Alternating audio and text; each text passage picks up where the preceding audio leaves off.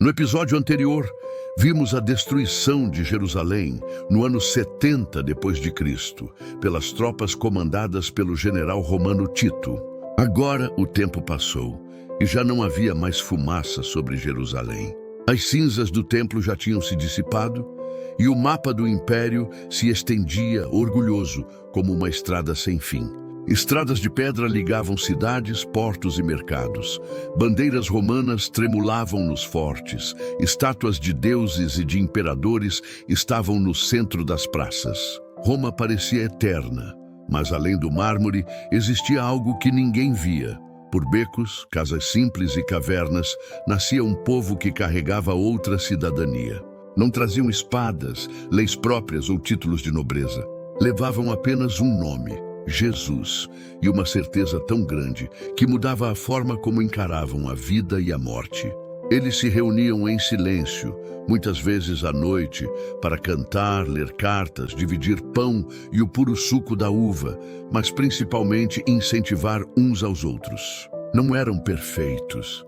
Eram gente real, como você e eu, com dilemas, tentações e medos. Mas tinham algo que não se compra: o perdão e a verdade.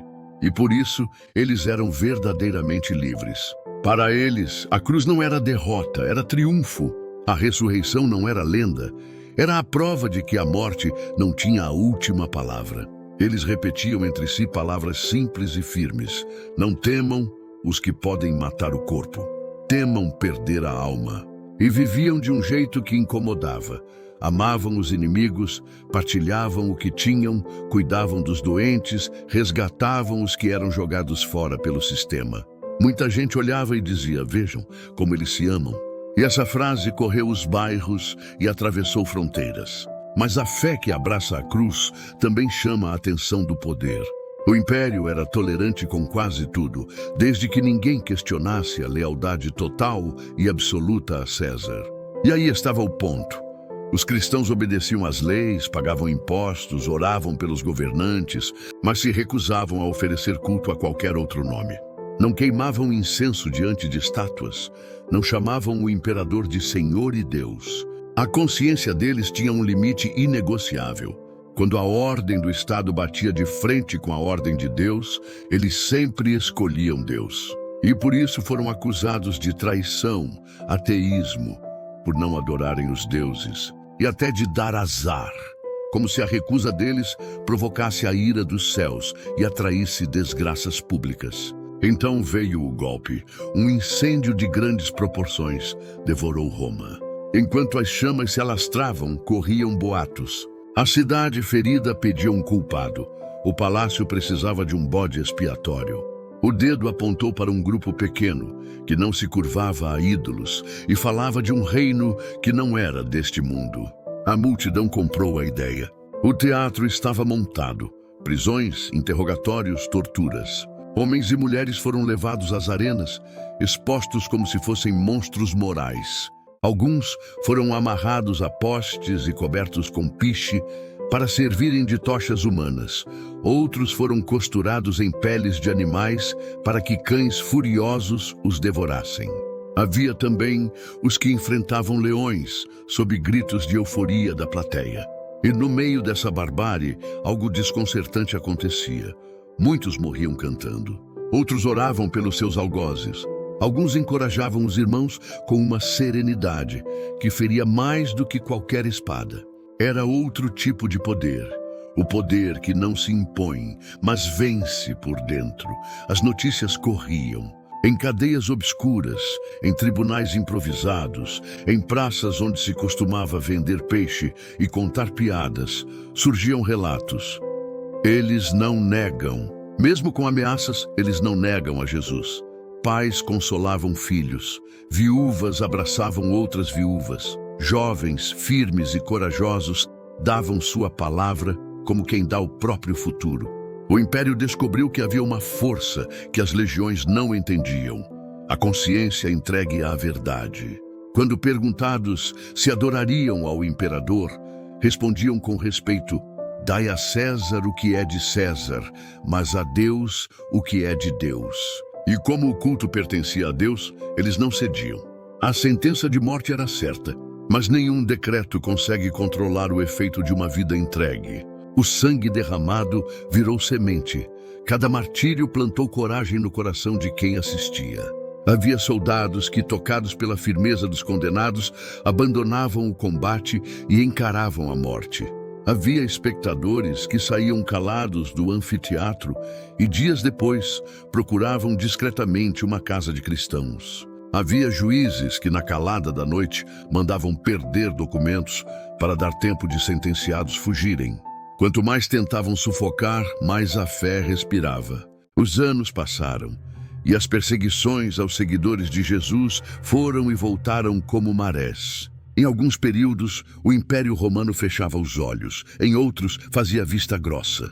Mas quando a maré vinha forte, o Império vinha com tudo: confisco de bens, expulsão, açoites, ferro em brasa, minas de escravos, fornalhas e feras. A lista de acusações era repetida: gente perigosa para a unidade do Estado.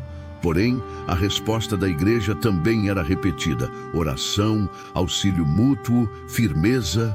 Muitos se escondiam nas catacumbas, túneis subterrâneos, onde enterravam seus mortos e mantinham viva a memória da esperança. Nas paredes gravavam símbolos simples: um peixe, uma âncora, um pastor carregando uma ovelha.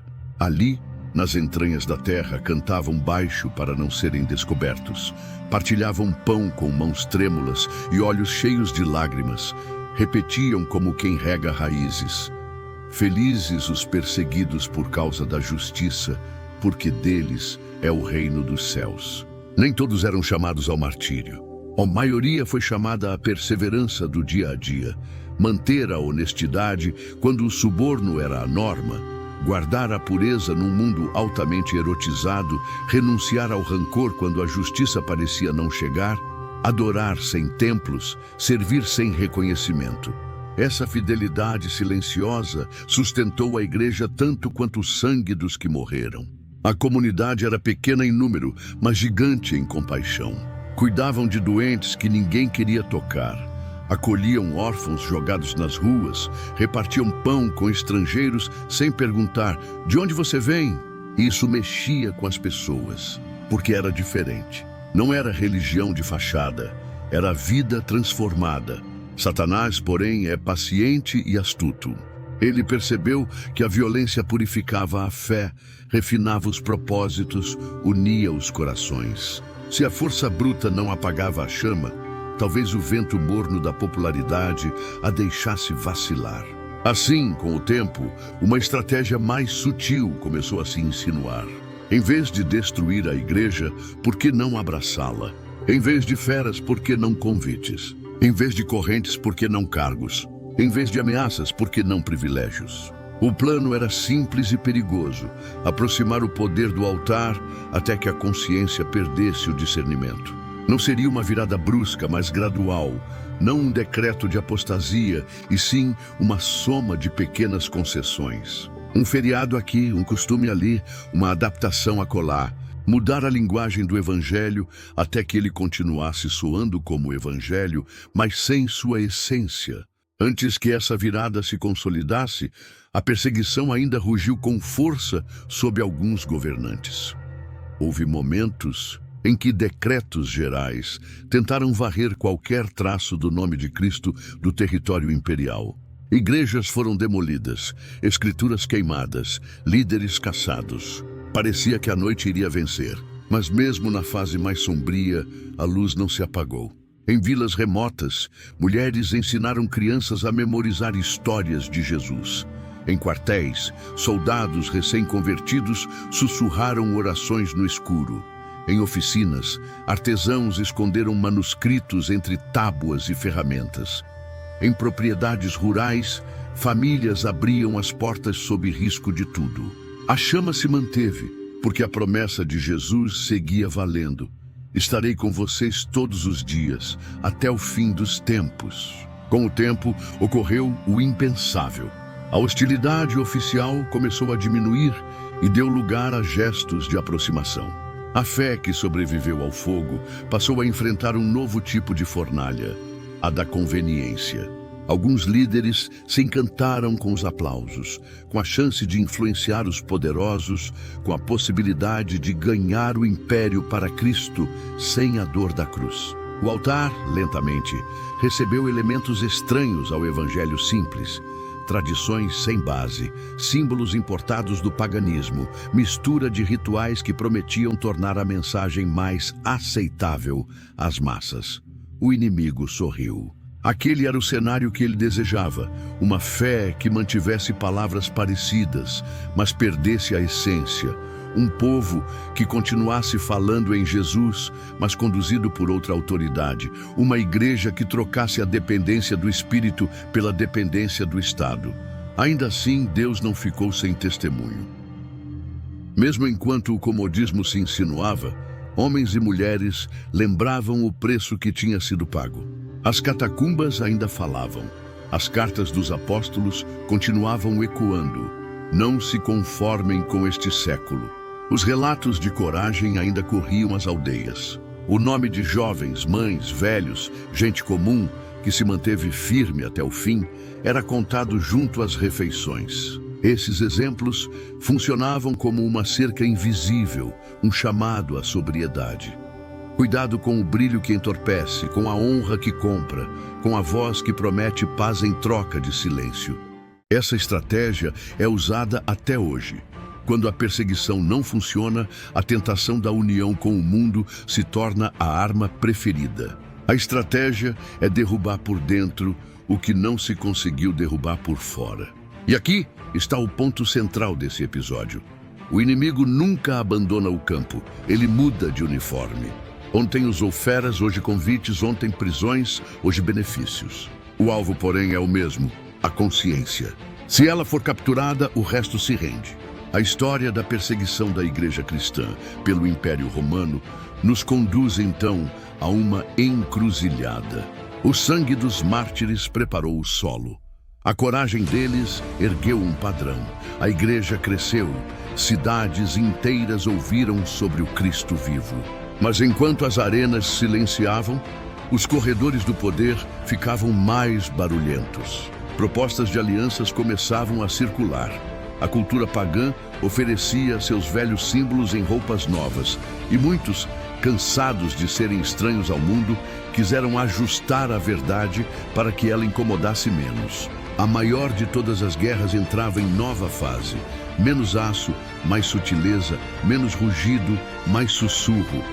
Ainda assim, e isso é essencial, a história não é contada para gerar medo, e sim discernimento.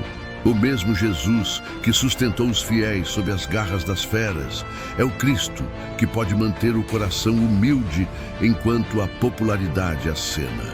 O chamado que atravessa esse episódio é pastoral e firme. Permaneçam no evangelho simples, guardem a palavra, não vendam a consciência, não confundam aplauso com aprovação divina, não troquem a certeza da presença de Deus por ares de grandeza humana. Lembrem-se, a igreja cresce de joelhos, não de braços dados com o poder. Deus ainda busca adoradores que o adorem em espírito e em verdade. E a coroa que ele promete não vem da política, vem do Cordeiro. No fim desse percurso, ficamos diante de duas imagens. De um lado, as arenas vazias, testemunhas do que a fé pode enfrentar. De outro, salões iluminados, onde promessas fáceis tentam corromper a verdade. Entre essas duas imagens, ecoa a mesma decisão. Jesus é suficiente? Sua palavra basta? Seu reino é a prioridade, custe o que custar. Os cristãos do primeiro século responderam com a vida. Agora, a pergunta cruza os séculos e para diante de nós. A história, então, diminui o tom como quem apaga uma luz devagar. O império segue seu curso, a igreja também. Mas os caminhos que um dia correram paralelos e tensos começam a se cruzar. É nesse cruzamento que uma sombra grande se projeta no chão. Um período que os séculos lembrarão como uma longa noite de misturas, imposições e perdas espirituais. Não será a noite final, mas será uma noite muito difícil. A verdade não desaparecerá, porque Deus sempre preserva um remanescente fiel, porém será ocultada atrás de véus humanos. Costumes que não nasceram do Evangelho serão tratados como se fossem a própria fé, e a consciência de muitos, cansada, aceitará. E é justamente aqui que o episódio termina, com um pedido urgente.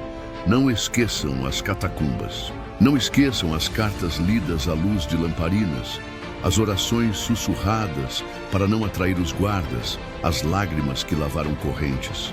Não esqueçam o que a graça pode fazer num coração sem defesas. Se o passado ensinou alguma coisa, foi isto. A igreja vence quando depende de Deus, cai quando confia em atalhos. O pano desce lentamente. O rumor das arenas some. O som que fica é o de passos discretos nos corredores do palácio. Alguém abre uma porta, oferece um acordo, propõe um caminho mais fácil. O próximo episódio começa com uma pergunta simples e decisiva. Depois de vencer a violência, a igreja suportará a sedução? Então, no limiar de uma era nova, a luz vacila ao vento, mas não se apaga. Há um povo que vai atravessar a noite, e quando a noite for mais escura, Deus acenderá novas brasas.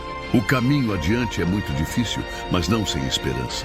A maior de todas as guerras continua, e estamos prestes a entrar em uma fase onde a maior batalha não será contra feras, mas contra o esquecimento da verdade.